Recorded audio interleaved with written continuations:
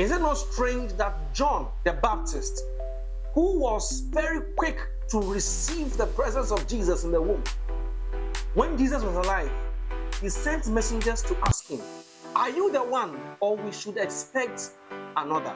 This is the respect for which even strange men called astrologers could look into the sky and see a star and recognize this must be a king. And those to whom the prophecy was given could not see. How blind a man can be. Yeah, yeah.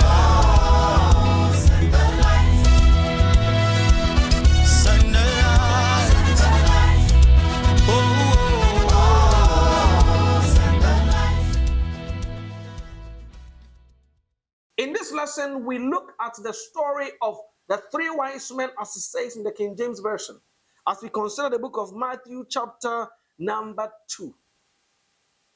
Worshipping the king. The Bible says that three wise men, or in this context, astrologers, found a star in the sky, perceived it to be the star of a great and a king. And in context, they spoke when it came to Herod, that we have seen a star, and it is the king of the Jews. We have come to worship him. The Bible says that they called the chief priests and the elders, and the Bible says, and they inquired where the Messiah is to be born. And they said, Bethlehem in Judea. The Bible says that these men came with requests. They found the audience with the king. They called in the chief priests, and prophecy was interpreted. According to prophecy, it gave them the exact points, the place, the location, the town where the Messiah is to be born. Prophecy does not have its origin by men, but God has spoken through men in diverse ways with various inscriptions, made indications of times and seasons which was yet to come. In this context, prophecy was fulfilled. When the prophecy was fulfilled, the Bible says that the three wise men went and looked for this king. They found him in Bethlehem. They worshiped him and offered gifts unto him. In this festive season, we are meant to go and look for this Jesus. He has been born. Worship him because he deserves our worship. The worship of Jesus is not the worship of an empty idol. It is the worship of God.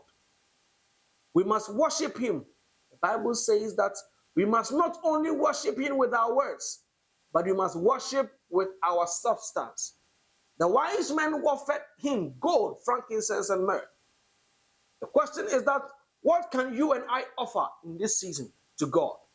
What can we offer to our local church? What can we offer to God that will make essence to him?